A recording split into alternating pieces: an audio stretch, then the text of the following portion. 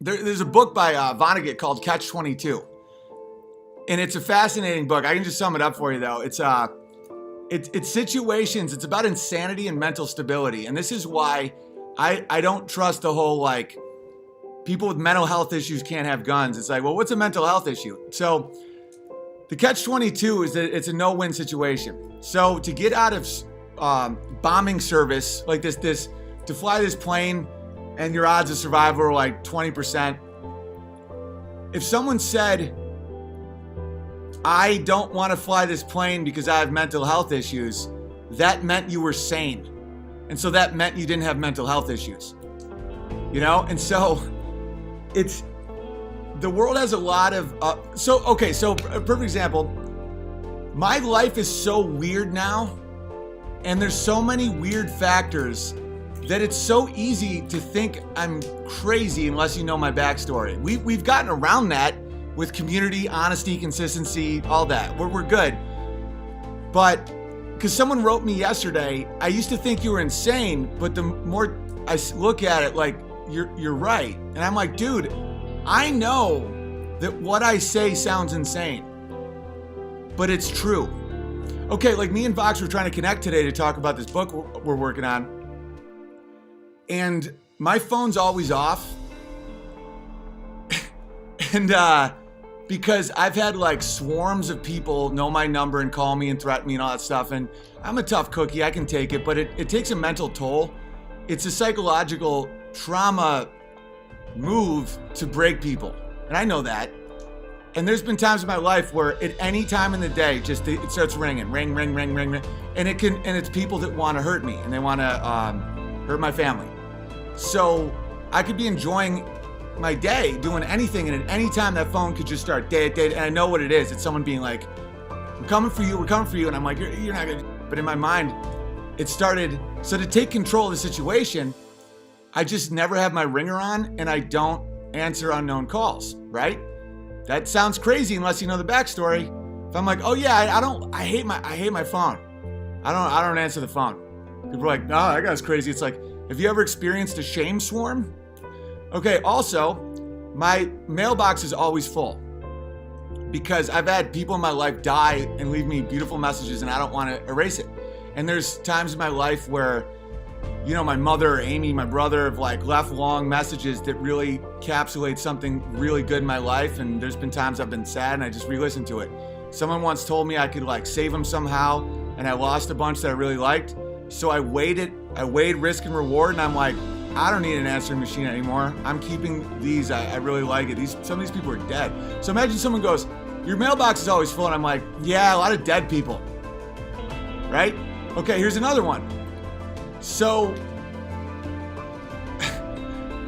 I go to an animal auction. We get ducks and all these new chickens and all that stuff. It's awesome. We come back here. I'm building an area for the duck. It gets dark. Like, I got a headlamp on. We have friends over. I'm like out, like, you can just see a little headlamp, and I'm just out there toiling in the rain, just digging and just hammering and stuff. And I'm like, I won't let them die. And these are just two random ducks.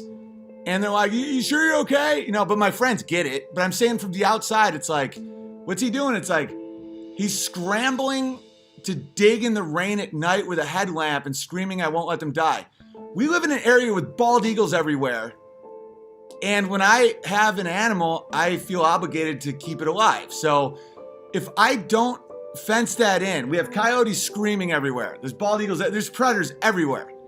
So I'm racing the clock to secure a pen. It's not crazy what I'm doing. And so it's an interesting life to be like, I know how this sounds, but the apocalypse is coming, so let's get skills. And that's why a lot of my friends, like, sometimes people don't understand why I don't care about some drama that's happening. Or, do you still talk to blah, blah? I'm like, the two dudes I hang with all the time live on my street. That's what, it's like, I'm a community guy now. Like my buddy Homer, he lives like 5 miles away. We get to see each other like once a month. But my boy Ryan and my boy Phil, a trucker and a cop. And we, like, the whole family came over yesterday, we hung out, with our kids and talked about guns and trucks. And like, that's my friend. So when people are like, he's off the grid, he hasn't even talked to so-and-so. I'm like, yeah, I'm hanging with my friends. We're talking about like giant trucks. And so it's interesting. I feel for people that look at me and they're like, but you're insane though. And I'm like, it appears so. But you don't know about the coyotes, the eagles, my buddies right here. You don't know about the shame swarms. So I'm like headlamp at night in the rain screaming, I won't let them die. And people are like, well, who's out there? 2 ducks. It's my responsibility to keep them alive. They would have died if I didn't. And then I'm starting to realize I'm having a bit of a fence building problem. Like it's becoming like an addiction almost. Oh, and meanwhile, while people are just calling me insane and just like, what's wrong with you? I look out at my dog and my son are giggling and running. My neighbors and their children are over. We're all discussing how to do like, make our own honey and all. It couldn't be more beautiful. And I'm like, I get why it appears I'm insane. Like they don't know about the eagles. And so this will kind of help illuminate as well. Oh, and also I know a lot of people in a lot of places in life that have done a lot of different stuff. Like talk to someone who survived the Serbian Civil War or the Yugoslavian Civil War and be like, what were the steps to total annihilation like when society fell apart?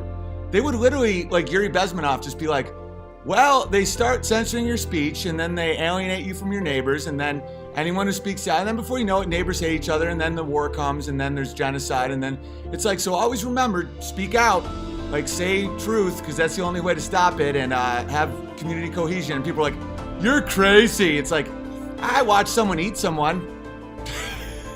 And I know about so much horror and so much of like harsh realities that I'm so not insane that it's like, I'm so sane in such an insane world that I look insane. It's like catch-22. But there is a way out and it's consistency, community, stuff like this. It takes time to develop trust. Like you guys are like, oh, I get it, it's just Owen.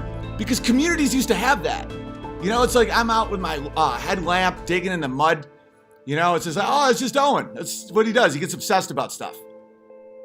1 week it's the moon landing, the next week it's ducks, No one knows anyone anymore. So every behavior is seen as like, it's like, do you know about Gary's squirrel problem? You know what I'm saying?